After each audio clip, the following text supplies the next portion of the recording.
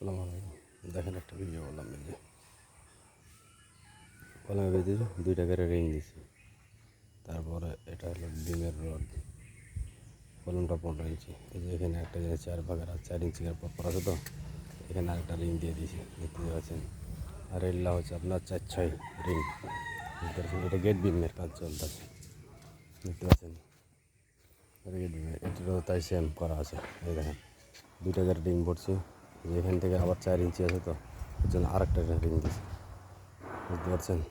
জিনিসটা ভালো করে দেখেন, 4-6 আর একটা জিনিস দেখেন, এখানে কিন্তু একটা ওয়াল হবে রান্নাঘরের জন্য, রান্নাঘরের ওয়াল আর একটা বার হবে তার জন্য। এই যে এখানে বেম দিয়ে দিয়েছে, স্যাম্পল 400 টাকা দিয়ে, বুঝতে পারছেন।